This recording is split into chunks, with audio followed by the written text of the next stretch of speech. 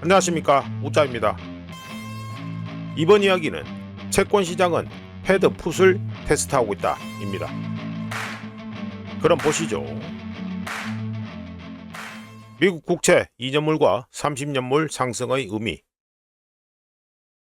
2년 만기 미 국채 수익률 차트는 패드 연준의 정책 경로 또는 방향을 보여주는 지표이며, 시장이 향후 몇 분기 동안 패드의 정책이 어떻게 될 것이라고 생각하는지를 보여줍니다.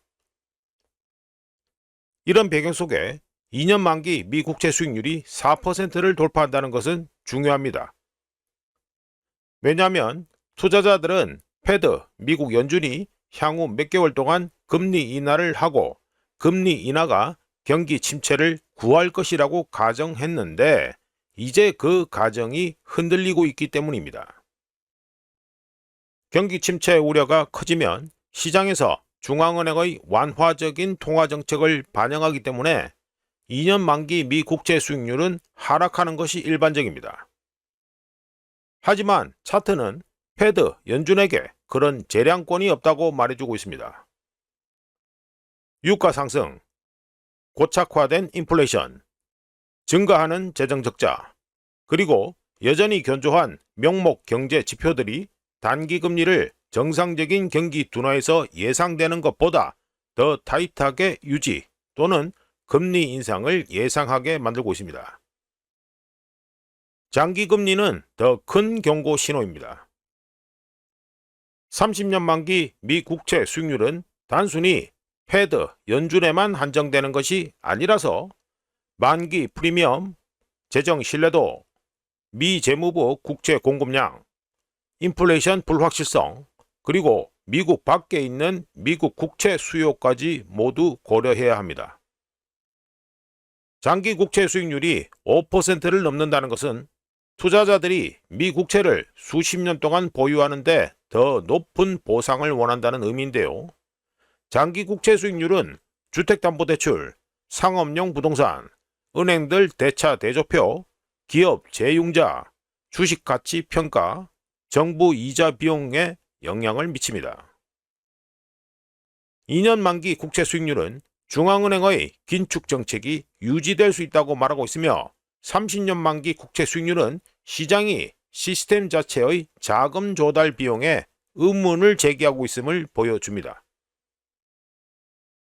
에너지 공급 충격은 수요 파괴로 이어진다. 높은 에너지 가격은 처음에는 인플레이션을 유발하지만, 에너지 가격이 장기간 높은 수준을 유지하면 실물 경제를 통해 디플레이션으로 이어집니다. 유가가 1배럴에 $100를 넘으면 그 자체로 소비자와 기업에는 세금처럼 작용해서 휘발유, 경유, 운송비, 식품 유통, 공공요금, 화학, 플라스틱, 산업 투입재 가격을 증가시킵니다. 좀 더 풀어서 얘기하면, 처음에는 소비자 물가 지수가 상승하고 패드, 연준이 덫에 갇힙니다.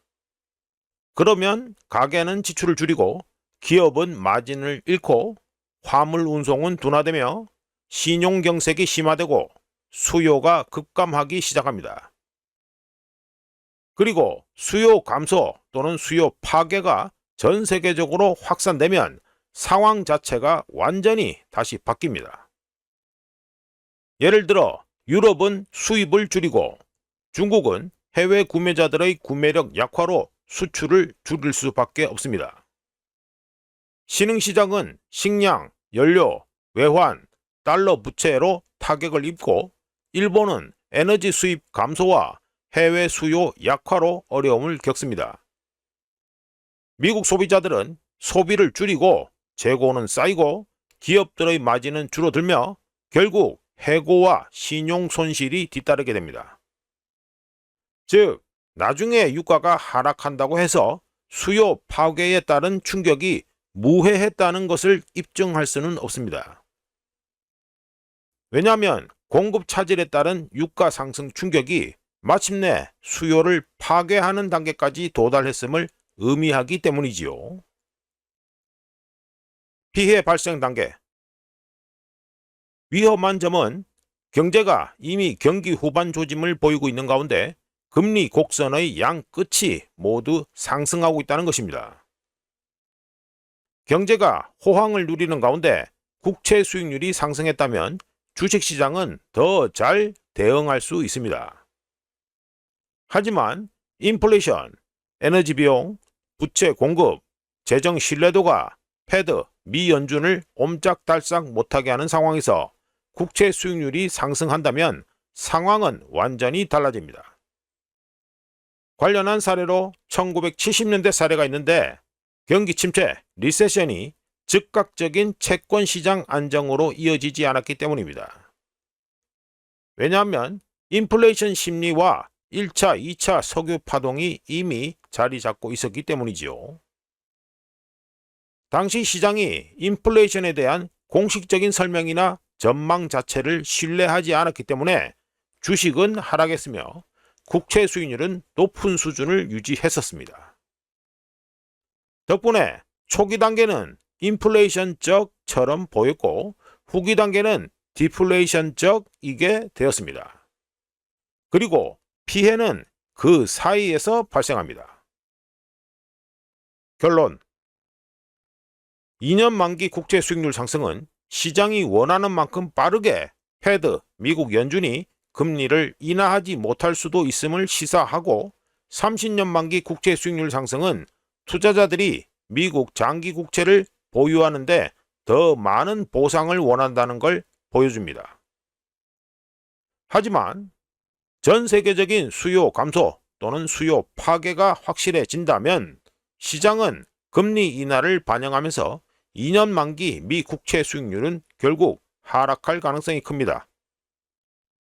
경기 침체, 리세션 위험이 인플레이션 우려를 압도하면 10년 만기 미 국채 수익률도 매수세에 휩싸이면서 하락할 가능성이 큽니다. 30년 만기 미 국채 수익률은 더 어려워서 인플레이션 기대치와 재정 정책에 대한 우려가 진정될 때만 확실하게 하락할 것입니다. 채권 시장은 단순히 인플레이션만을 반영하는 것이 아닙니다. 통상적인 경기 부양책이 지연되거나 또는 금리 인하가 제약을 받거나 또는 재정 정책이 더 이상 완전히 신뢰받지 못할 가능성까지 반영합니다. 지금까지 채권 시장은 패드 풋을 테스트하고 있다 였습니다. 구독, 좋아요, 그리고 회원가입 감사합니다. 다른 이야기로 또 찾아뵙겠습니다.